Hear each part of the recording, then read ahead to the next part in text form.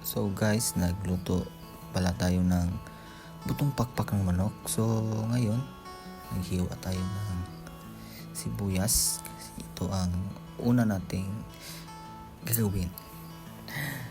Tapos sunod yung ahos or sa Bisaya ahos. At hiniwa natin ito ng maliliit para maganda at madaling maluto pag inilagay natin sa kawali. Ganun. Tapos nagpainit na tayo ng mantika sa kawali. Ang gamit pala natin dito ay kahoy lang kasi wala tayong gasol. And matapos nating painit, ilagay natin una yung bawang or ahos kung sa Bisaya.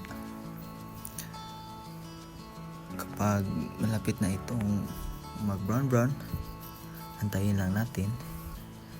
Tsaka natin isunod yung sibuyas.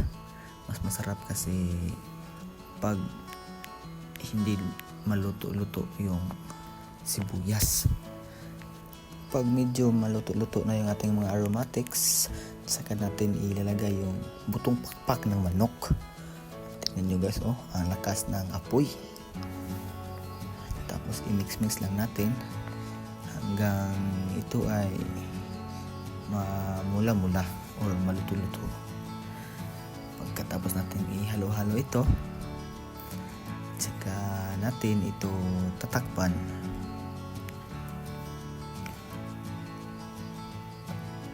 Tingnan nyo, hilaw pa lang yan pero ang sarap-sarap na. Charis lang, umaabot na yun. Pagkatapos natin lagyan natin ng tuyo, asin, at ihalo-halo. Lagyan ng kaunting magic sarap. Wow, ang sarap. At lagyan ng suka. Ang sarap-sarap. Maliit na yung suka namin. Tapos pagkatapos lagyan ng asukal or asukal. Tapos ihalo-halo lang natin yan. Pagkatapos magpisa na tayo ng sili. Kasi hindi masarap ang ating butong pakpak kung walang sili. Tapos ilagay na natin yan, i-mix. Pagkatapos nyan, ating takpan. Pagkatapos takpan, atin yang bubuksan.